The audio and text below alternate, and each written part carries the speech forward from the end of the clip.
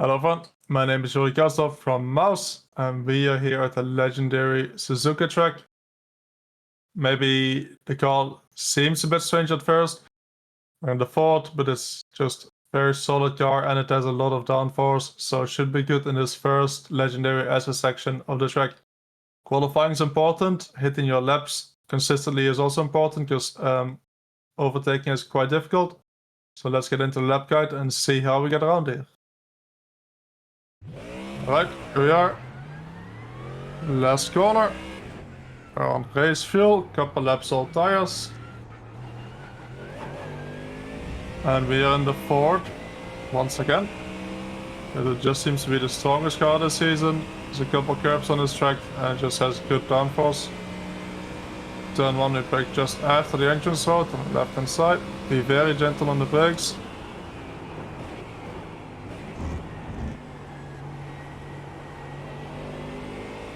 Then I like to use the inside curb here on the left side.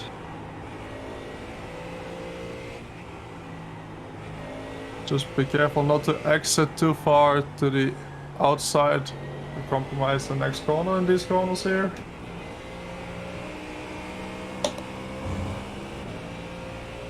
Taking a one, we take a lot of the curb on the inside.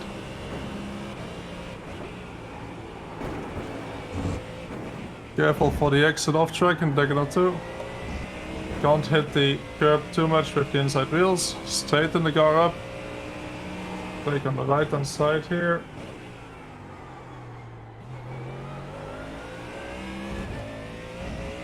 And we're heading up to Spoon.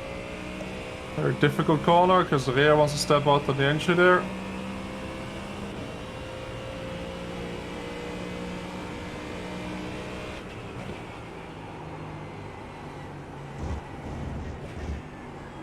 Set the car up for an exit. Then 130R should be just about flat if you get the line right, which does involve extending a bit on the entry here. And we brake just before the 100.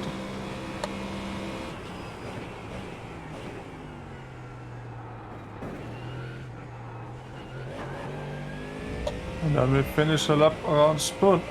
So we can also look from the outside cam.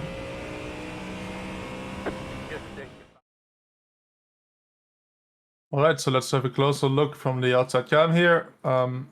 Just starting the lap, and then for turn 1 you want to obviously line the car up with the white line on the left hand side here.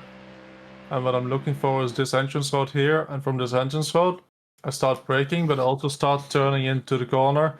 And we have a double apex tight in the corner here. The second one, or one of two on the track, the other on Spoon, meaning that you need to brake not in a straight line. So we're slowing down quite gradually here and trying to carry the speed into the corner. So from here, the entrance road, I want to be completely on the left hand side. And I start turning in there. And right after I initiate the turn in, I go on the brake. And then slowly get towards this point here where I'm going to stop braking. But as you can see, we're only braking about 40% here because we're turning quite a lot. If we're braking too much here, either we're going to overload the fronts or we're going to lose the rear. So slowly make it to the outside here. This curb is quite flat.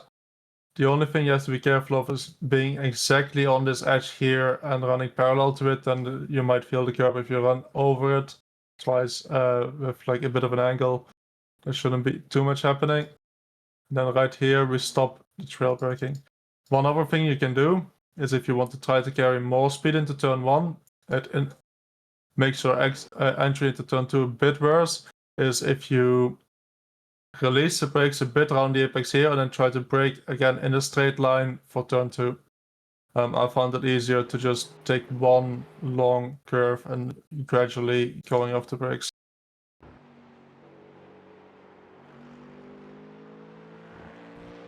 Then we get to the famous S section. What you want to do here is before the corner, so before the apex, you want to start lifting to get the weight on the front end. Also here, So I'm lifting, trying to get the weight on the front end to get a bit of more rotation in the car. I'm doing the same here. So before we want to have the car rotating, just tap on the brake or a lift depending on which corner you're in. The first corner is a lift, second corner I'm tapping on the brake. It is to get a bit of speed out of the car, but mainly it is to get weight on the front tires, to get rotation, to get the car to start turning a bit better. And then in between these corners here, you don't want to all the way be on the left side when the next corner starts. So I'm starting from not quite on the left side here. Again, small tap on the brake, try to get a bit of rotation.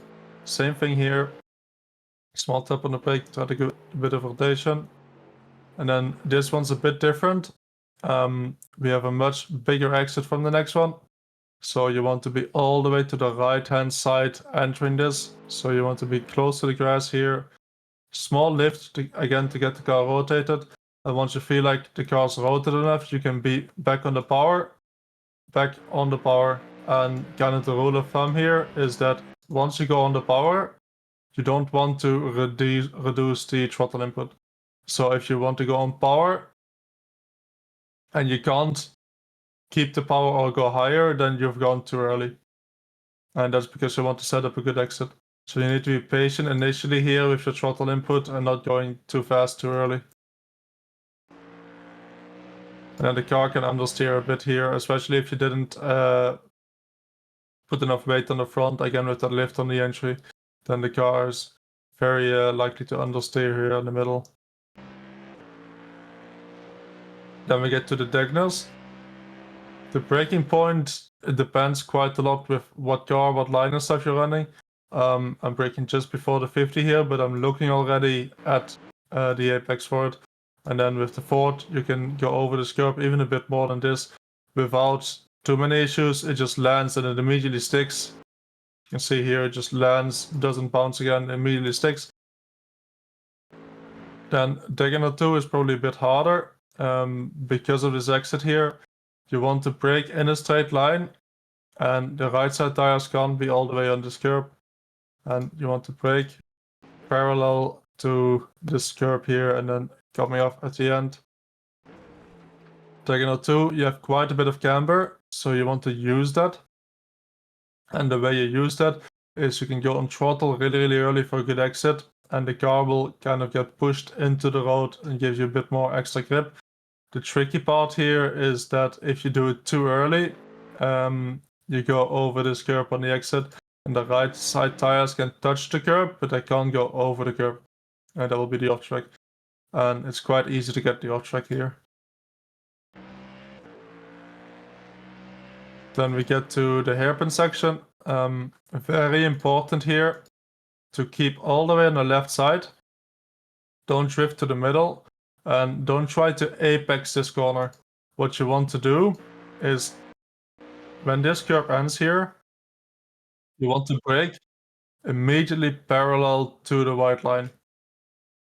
That way you can brake in a straight line and brake a bit harder instead of coming from the middle, going to the right side. And every time I race here, I see a lot of people coming from the middle, braking to the right side, and basically giving up a lot of the braking performance or the entry to the next corner. And then the hairpin, there's a couple lines. You can just take the apex. It doesn't matter as much in this corner to take the apex. Famously, Alonso took a bit of a much wider apex around here to maximize the exit a bit. It's a bit, I think, the camber of the corner and how tight the corner is. But if you run a bit wider than just right at the apex, you don't lose much time, and oftentimes you gain a bit of time on the exit again.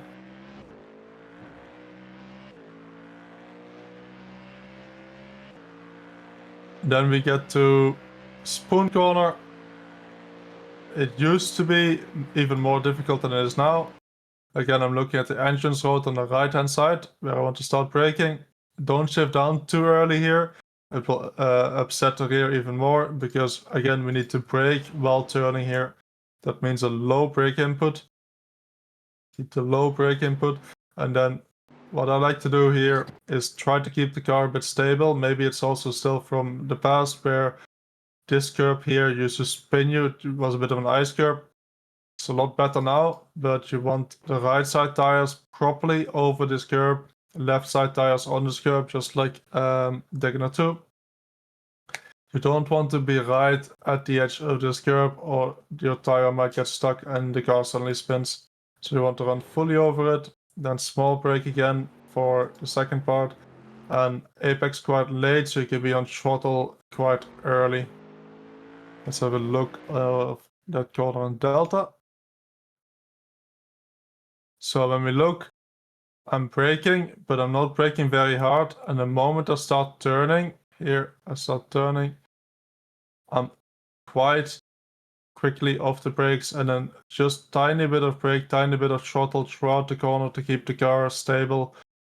Tiny bit of more brake again, getting the car turned in for the second apex. But the biggest part here is coming in, not being too harsh on the brakes, and being off quite early, even around the apex here. I'm using fourth gear here instead of third to keep the rear a bit more stable. That way I can carry quite a bit more speed without the rear stepping out. And then for the exit, small tap on the brake again. Quite late apex, so we're apexing quite late, and on throttle quite early for a nice exit onto the back straight. Line. Then we get 130R, which is a bit interesting again.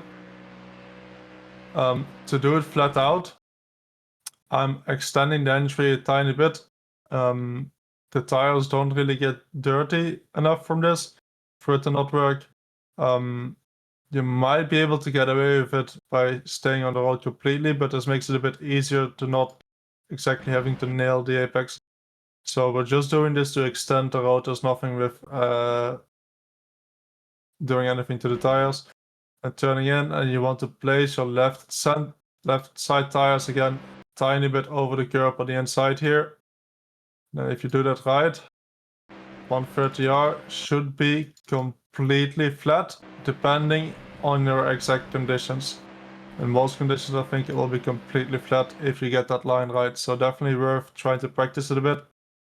Maybe setting like a marker in offline practice, so you can just practice the corner over and over. I think there's quite a lot of time to be gained if you nail that line every time. And that carries you a lot of speed. Again, depending on how you took 130R, if you took it flat, you need to brake a bit before the 100 here.